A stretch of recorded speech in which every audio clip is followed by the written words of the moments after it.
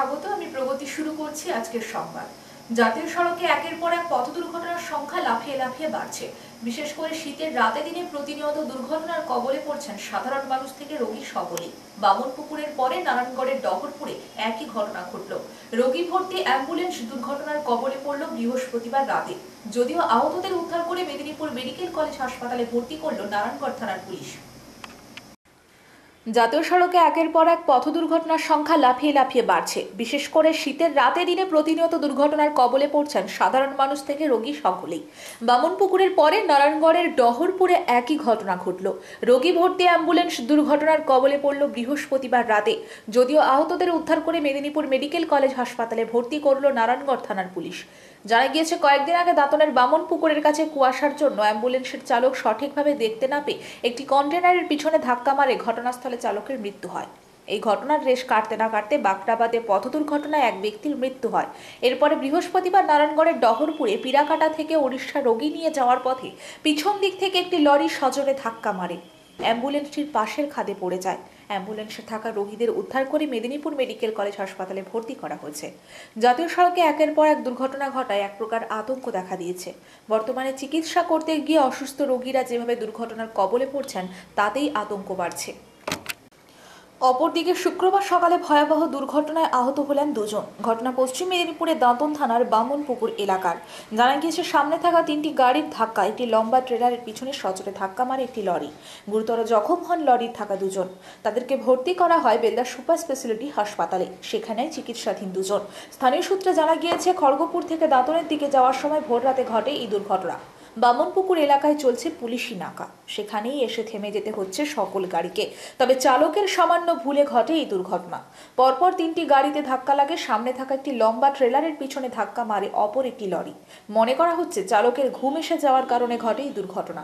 ঘটনাস্থলে আসে দাঁতন থানার পুলিশ। ঘাতক গাড়িকে রাস্তা থেকে সরিয়ে দেয়। আহতদের চিকিৎসা চলছে বেলদা সুপার স্পেশালিটি হাসপাতালে।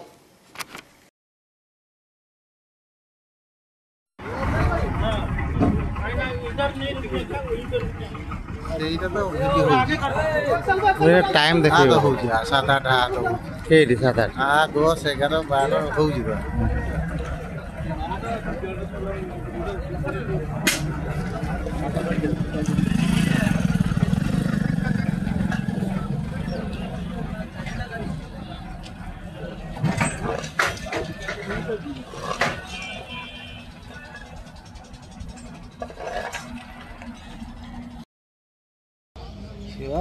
బాగానే కొంచెం కాళ్ళదే కొంచెం బాగా అది రాడు ఒత్తిరిచింది. కొంచెం నిలబెడితే నా ఒక మాట అడుగుతా, నాకేం రాదా బండి తోలకుంటే ఏమి టీగి ఆపడు, ఏదైనా కానీ ఆపడు బండి.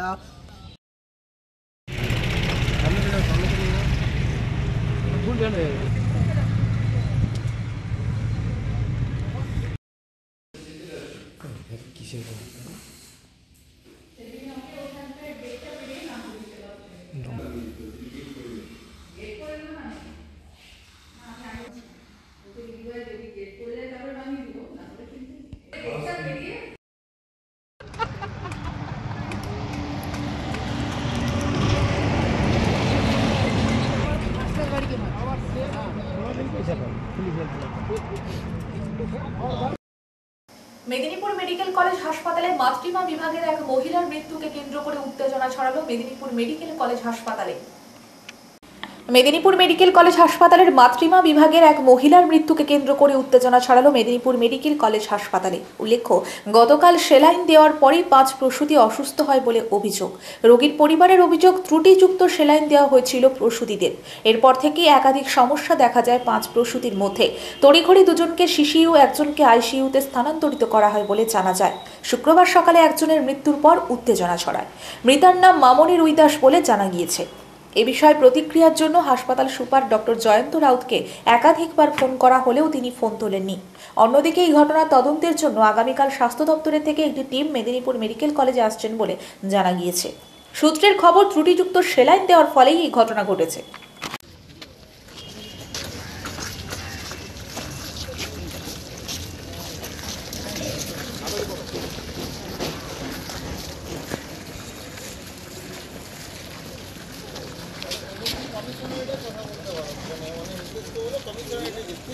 ওখানে ওরা ওই ট্রেজারিতে যোগাযোগ করতে বলবে।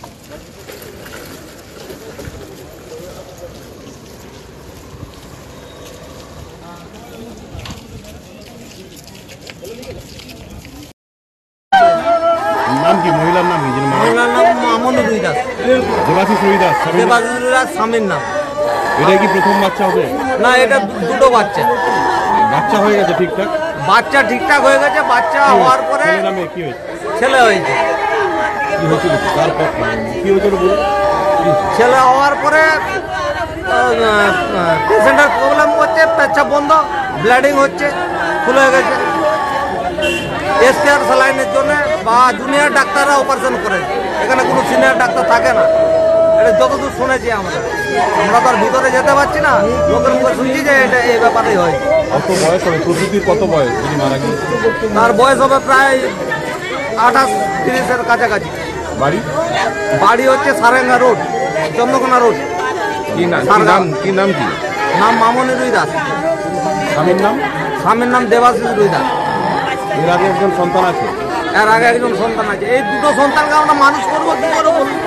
এই ছোট ছোট সন্তান কিভাবে মানুষ করবো? আমরা সরকার আমরা এখানে রেফার দিল না কেন? আমরা তো রেফার দিলে আমরা অন্য কোথাও যেতাম। হসপিটাল কর্তৃপক্ষ রেফার দিল না কেন? আমাদের এই প্রশ্নের জবাব চাই। পৌষ সংক্রান্তি উপলক্ষে ভারতবর্ষের বিভিন্ন রাজ্য থেকে গঙ্গাসাগরে পুণ্য স্নানের জন্য হাজির হচ্ছেন পুণ্যার্থীরা। তারা যাতে সঠিকভাবে গঙ্গা স্নান করতে পারে তার জন্য বিশেষ উদ্যোগ নিয়েছে রাজ্য সরকার। বিভিন্ন বিধায়কদের দায়িত্ব দেওয়া হয়েছে তাদের তদারকি করার জন্য। সেই মতো বিধায়করা তাদের দায়িত্ব পালন করছেন। বাস, ছোট গাড়ি সব ড্রাইভার নাম্বার কত প্যাসেঞ্জার আছে? একটা ডেটা থাক আমাদের কাছে, কোন লোকেশন থেকে বাসটা আসছে, ডেস্টিনেশন গঙ্গাসাগর আমরা জানতে পারলাম। আমার এখানে কত লোক আছে? গাড়িটা সামনে ধরেন।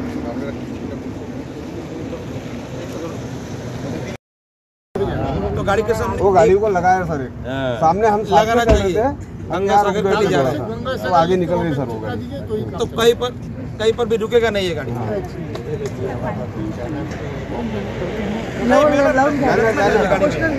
इस साल तो नहीं हुआ, अगले साल तो फिर आएंगे ना, तो बैनर लेके आएंगे। ठीक है, जाइए टॉयलेट वॉलेट कर लीजिए।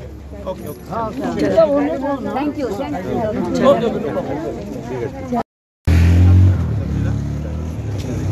যাত্রী রাখতো ওটা যাত্রী রাখলে ভালো হতো। পাশে যাত্রী ডেকে না হাঁটতে হাঁটতে আসুক না। হ্যাঁ আচ্ছা এটাকে এটা বাঁধা এই জায়গাটা বেশ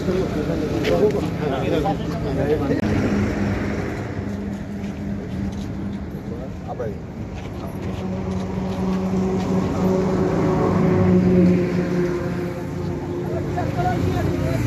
सीधा पकड़ो साइड पर।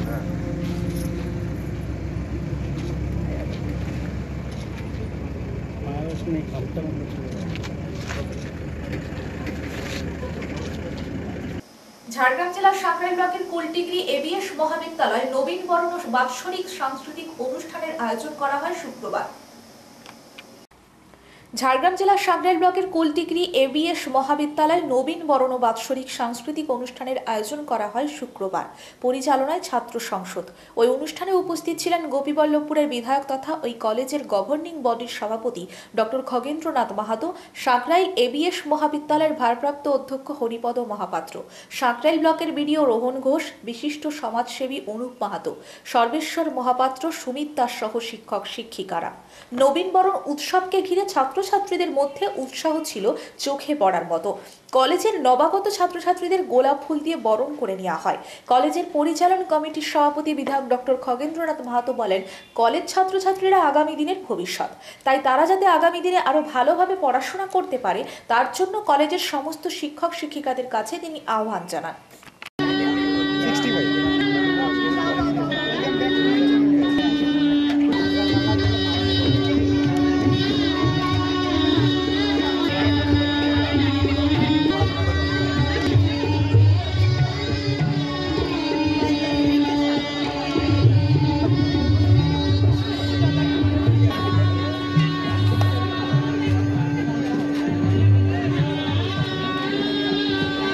ছাত্র সংসদ আয়োজিত নবীন বরণ উৎসব ও বাৎসরিক সাংস্কৃতিক অনুষ্ঠান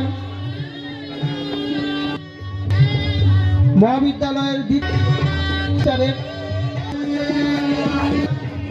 ফুল আমাদের সেমিস্টারে সেই সেলিব্রেশন যাদের অনুমতিক্রমে সম্ভব হয়েছে তাদের এই অনুষ্ঠানের স্বাগত ভাষণটি দেওয়ার জন্য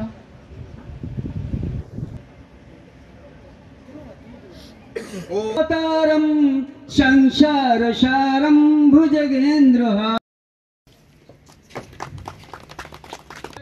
বলছি তোমরা একটু হাততালি দিয়ে স্যারকে। অনুষ্ঠানটা তোমাদেরই জন্য, আমরা তোমাদের অ্যাক্টিভ পার্টিসিপেশন অনুষ্ঠানে আমরা বরণ করে আমরা উত্তরীয় ফুলের ওনাদেরকে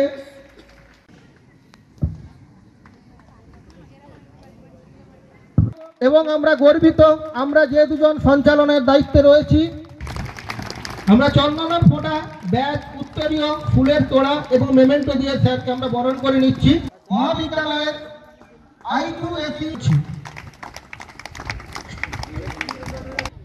IQAC coordinator, NSS programme officer, council secretary এবং যিনি বাংলা বিভাগের সহকারী অধ্যাপক, আমরা বরণ করে নিচ্ছি। সরকারি স্কুলে ছাত্রছাত্রীদের ফি বাবদ দিতে হচ্ছে ১৫০০ টাকা, যা সরকারি নির্ধারিত ফি থেকে অনেক বেশি, আর তাতেই হিমশিম খাচ্ছে ছাত্রছাত্রী এবং তাদের অভিভাবকেরা। এমনই অভিযোগ উঠেছে পূর্ব মেদিনীপুরের পাঁশকুড়া ব্রাডলি বার্ড হাই স্কুলের বিরুদ্ধে।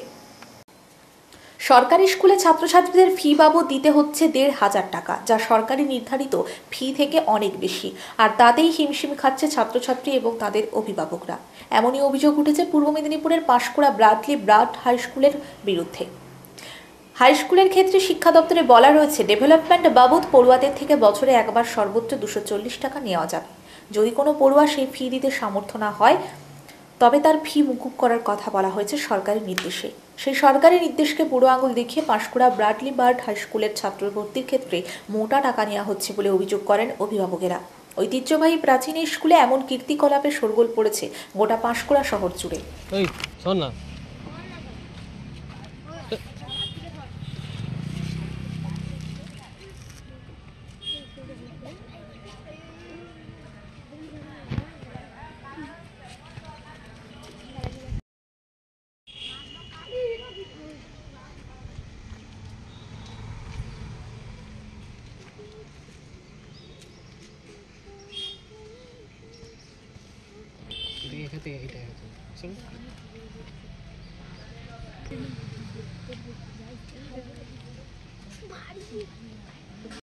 পাঁশকুড়ার একটা শতবর্ষ প্রাচীন স্কুলে যেটি তৃণমূল পরিচালিত বোর্ড রয়েছে গভর্নমেন্ট বডি, সেখানে হচ্ছে বেআইনিভাবে প্রচুর টাকা তোলা হচ্ছে জোরপূর্বক ছাত্রদের কাছ থেকে। যেখানে সরকারি ভর্তির ফি ২৪০ টাকা, সেখানে প্রায় ১৫০০ থেকে ২০০০ টাকা নেওয়া হচ্ছে কোনো রকম স্লিপ বাদ দিয়ে। কি বলবেন? শুনুন, আপনারা এই মুহূর্তে এই কথাটা বললেন, আমি তো এটা নিয়ে কিছু জানি না। আমি নিশ্চিতভাবে আমাদের রাজ্যের যারা নেতৃত্ব বা জেলার যারা নেতৃত্ব এখানে রয়েছেন আমার মিটিংয়ে, আমি তাদের সাথে এই ব্যাপারটা তুলব। যখন বলেছেন আমি নিশ্চিতভাবে তুলব। এবং আমি আবার বলছি, তৃণমূল কংগ্রেস জিরো টলারেন্সে বিশ্বাসী, তৃণমূল কংগ্রেস দুর্নীতিতে বিশ্বাসী নই। যদি এই কাজ কেউ করে থাকেন, আমি জানি না, আপনারা বলছেন, আমি যা শুনলাম তার রিয়াকশান এটাই বলবো, আমি আমার জেলা নেতৃত্বের সাথে আলোচনা করে যদি অভিযোগ সত্যি হয় নিশ্চিতভাবে যথাযথ ব্যবস্থা নেব। নিজের অদম্য সাহস ও মনের জোরকে সাথে নিয়ে নেপাল থেকে দীঘা হয়ে পুরীর জগন্নাথ ধাম ভ্রমণে গেলেন এক বিশ্ব ভ্রমণকারী। নিজের অদম্য সাহস ও মনের জোরকে সাথে নিয়ে নেপাল থেকে দীঘা হয়ে পুরীর জগন্নাথ ধাম ভ্রমণে গেলেন এক বিশ্ব ভ্রমণকারী। শচীন চৌধুরী সরপানি নামে ওই ভ্রমণকারীর বাড়ি নেপালের গারপা এলাকায়। ভ্রমণকারীর কথা, বিশ্ব ভ্রমণ করার ইচ্ছে ছিল ছোটবেলা থেকেই। প্রথম দেশ ভারত ঘোরার ইচ্ছেতেই ইতিমধ্যে দার্জিলিং, সিকিম, পশ্চিমবঙ্গ, উত্তরাখণ্ড, নাগাল্যান্ড ঘুরে এখন দীঘা হয়ে উড়িষ্যা রাজ্যে পুরীর দিকে যাত্রা। তার কথায় পুরো ভারত ঘুরতে ঘুরতে ৫ থেকে ৬ মাস সময় লাগবে। মন্দারমণি, দীঘা বীচ ঘুরে পুরীর জগন্নাথ মন্দির যাব। ভ্রমণের সাথে সাথে তিনি সকল মানুষজনদের কাছে সবুজায়নের বার্তা দেন। খাওয়া দাওয়া কেমন করছেন এই প্রশ্নে সদা হাস্যমুখী তিনি জানালেন, কখনো মন্দিরে গেলে গুরুদুয়ার বা কখনো ধাবাতে গেলে দাদা ভাইয়েরা আমাকে খাওয়ান। রাস্তাঘাটে কেউ দেখলে কিছু বিস্কুট কিছু খাওয়ারও কিনে দেন তারা, যেটা দিয়ে আমার চলে যায়। आपका नाम क्या है? मेरा नाम सचिन चौधरी, ईसरपुर नगर पालिका 15 सरलाई, नेपाल बसनिया से। आप क्या क्या घूम रहे हैं? और मैं वर्ल्ड ट्रैवल हूँ। फर्स्ट कंट्री मेरा इंडिया है और अभी तक मैंने 3 स्टेट कंप्लीट कर ली है। और दार्जिलिंग, सिक्किम, वेस्ट बंगाल, उत्तराखंड, नागालैंड, कोहिमा, दीमापुर और अभी उड़ीसा की तरफ जा रहा हूँ, जगन्नाथपुरी धाम। तो सोचा कि घूमते बीच वगैरह घूमते चले जाएंगे। अगला बार आएगी ये? अगला बार देखेंगे, भोले की कृपा रहेंगे तो जरूर आएंगे, कोई बात नहीं, जरूर आएंगे। तो आप कहाँ से, घर से कहाँ से निकल? और घर से हमारा ईसरपुर नगर पालिका 15 है, हम वहाँ से आए। कितना दिन बाहर में घूमेगी? और समथिंग 5-6 महीना लग जाए हमें, और इंडिया ट्रैवल करेंगे। खाना पीना के कहाँ से रहेगा? खाना पीना हम जैसे कि मंदिर पे, ढाबा पे, गुरुद्वारा पे रुकते हैं तो भाई लोग सब हेल्प कर देते हैं। সংবাদ এই পর্যন্ত, নমস্কার।